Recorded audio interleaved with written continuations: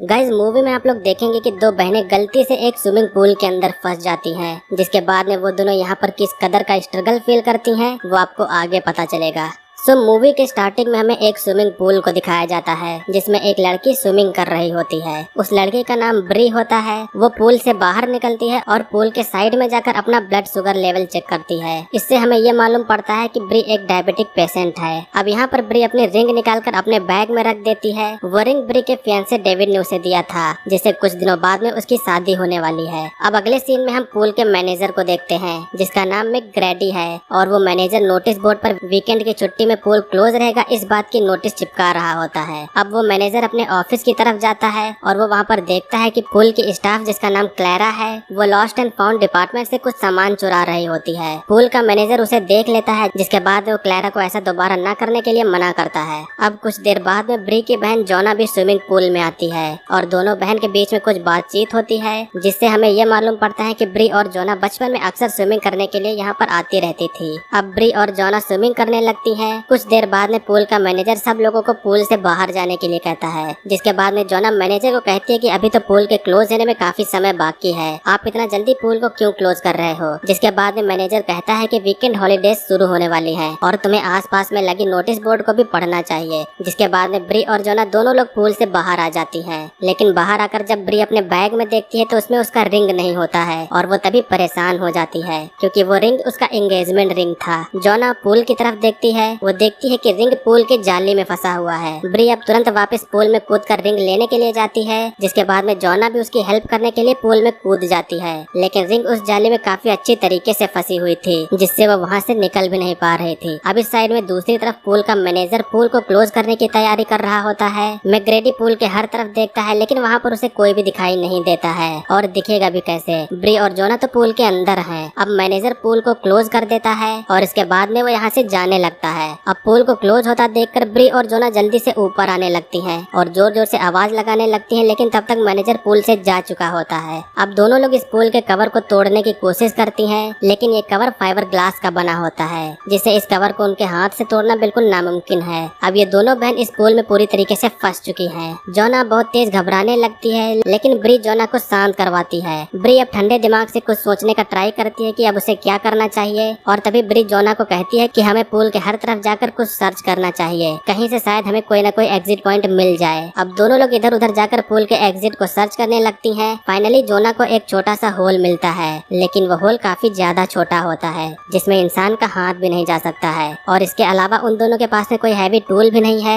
जिससे इस होल को बड़ा किया जा सके। वहीं दूसरी तरफ ब्री को एक फाइबर का टुकड़ा मिलता है और वो इस फाइबर के टुकड़े से होल को काटने की कोशिश करती है, लेकिन इससे कोई भी फायदा नहीं होता है। अब यहाँ से हम सभी को यही लगने लगता है कि ये स्विमिंग पूल ही ब्री और जोना की कब्र बनने वाली है। अब ब्री और जोना दोनों लोग आपस में कुछ बातें करती हैं। ब्री यहाँ पर जोना को बताती है कि डेविड ने उसे शादी के लिए प्रपोज किया है और वो रिंग उसका एंगेजमेंट रिंग था। जोना ये बात सुनकर ब्री को उल्टा सीधा कमेंट करने लगती है। इससे यही लग रहा होता है कि जोना ब्री से जीलियस हो रही है। ब्री समझ जाती है कि वो रिंग किसी और ने नहीं बल्कि जोना ने ही पूल में फेंका था। इन दोनों के पूल में फंसने का असली कारण जोना ही थी। अगर जोना ने पूल में रिंग नहीं फेंका होता तो ये दोनों लोग पूल से बाहर होती। अब यहाँ पर ब्री एक बार फिर से कोशिश करती है और इस बार वो इस रिंग को उस ड्रेन एग्जिट से निकाल लेती है। अब ब्री उस पूल से निकलने का कोई और तरीका ढूंढने लगती है। ब्री कहती है कि पूल के नीचे एक गेट है, अगर तुम साथ में हेल्प करोगी तो शायद पूल का कवर उससे टूट जाएगा, लेकिन जोना यहाँ पर ऐसा करने से मना कर देती है, क्योंकि जोना को अब पानी के अंदर जाने से डर लग रहा था। फिर भी ब्री अकेले ही पानी के अंदर जाकर उस गेट को तोड़ने की कोशिश करती है, लेकिन इससे कोई फायदा नहीं होता है। अब यहाँ पर जोना को पता चलता है कि ब्री को पिछले 3 साल से डायबिटीज है और अगर वो टाइम से इंजेक्शन नहीं ले पाई तो वो कोमा में भी जा सकती है। ये सुनकर जोना को अच्छा नहीं लगता है।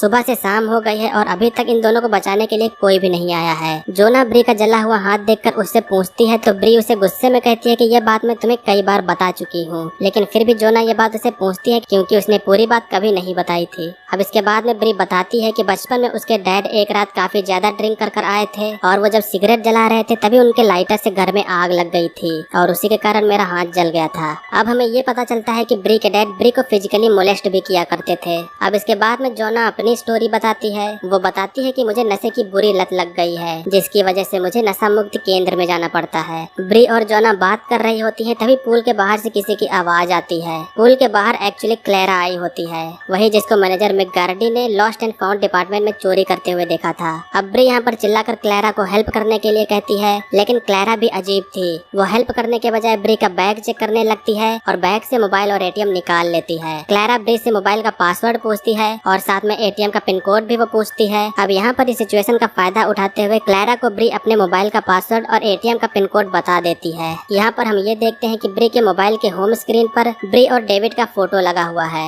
इससे ये पता चलता है कि ब्री डेविड को सच में बहुत पसंद करती है। क्लेरा यहाँ पर पूल के सभी कैमरे ऑफ कर देती है ताकि यहाँ पर कोई उसे पकड़ न पाए। क्लेरा अब उन लोगों से बातें करते हुए कुछ अपने बारे में बताती है। वो इन लोगों से बताती है कि वो कैसे जेल में थी और अपने बच्चे को पालने के लिए उसने कैसे स्ट्रगल किया। ये सब बात बताने के बाद में क्लेरा अब यहाँ से चली जाती है। ब्री की हालत अब धीरे धीरे बेहद ही खराब होती जा रही है। क्लेरा के यहाँ से चले जाने के बाद में पूरी रात ब्री और जोना क्लेरा का वेट करती हैं, मगर क्लेरा इस रात यहाँ पर वापस नहीं आती है। लेकिन फिर अगली सुबह यहाँ पर क्लेरा वापस आती है। जोना उसे ब्री का इंजेक्शन मांगती है, लेकिन क्लेरा उन्हें इंजेक्शन नहीं देती है और साथ में कहती है कि तुम लोगों को ऐसे ही यहाँ पर मरना चाहिए, क्योंकि तुम्हारे अकाउंट में सिर्फ $80 ही है। क्लेरा को यहाँ पर इन लोगों से सिर्फ पैसे चाहिए और इन लोगों को बचाने का क्लेरा का कोई भी इंटेंट नहीं होता है। ये बात सुनकर अब ब्री को गुस्सा आ जाती है और वो उसे सबक सिखाने का सोचती है। ब्री यहाँ पर झूठ मूठ कर रोने का नाटक करने लगती है और जब क्लेरा उसे सुनकर उसी होल के पास में आकर अपना कान लगाती है तो ब्री उसी फाइबर के टुकड़े से क्लेरा के कान पर मार देती है, जिससे क्लेरा के कान से खून बहने लगता है। क्लेरा अब गुस्से में आकर पूल में क्लोरीन का सप्लाई ऑन कर देती है, जिससे उन लोगों को ऑक्सीजन न मिल पाए और सांस न लेने के कारण वो दोनों लोग यहाँ पर मर जाएं। लेकिन तभी क्लेरा को ख्याल आता है कि अगर वो दोनों लोग मर गई तो फिर से उसे जेल में जाना पड़ेगा। इसीलिए क्लेरा क्लोरीन की सप्लाई को बंद कर देती है। अब क्लेरा ब्री से उसकी सबसे कीमती चीज मांगती है। इस समय ब्री के पास में उसकी सबसे कीमती चीज ये रिंग ही होती है, जिसके बाद में ब्री अपना ये एंगेजमेंट रिंग निकाल कर क्लेरा को दे देती है और क्लेरा रिंग लेने के बाद में यहाँ से चली जाती है। एक और रात निकल जाती है और इधर ब्री की तबीयत और भी बिगड़ जाती है। ये सब कुछ होने का जोना को बहुत पछतावा होता है, जिससे जोना ब्री से माफी मांगती है। अब अगले सीन में हम देखते हैं कि इस पूल का कवर ओपन हो गया है और डेविड आकर ब्री को बचा लेता है। लेकिन हमें यहाँ पर यह पता चलता है कि ब्री एक सपना देख रही थी। अब जब ब्री की नींद टूटती है तो वो देखती है कि जोना अपनी जान लेने की कोशिश कर रही है। ब्री अब उसे समझाती है और कहती है कि हम दोनों लोग यहाँ से जरूर निकलेंगे। अब जोना हिम्मत करके फिर से उसी जाली को तोड़ने की कोशिश करती है, जिसके बाद में वो ब्री से टॉवल मांगती है और उस टॉवल को जाली में फंसाकर अब पूरी ताकत से खींचती है और फाइनली इस बार जोना इस जाली को तोड़ने में सक्सेस हो जाती है।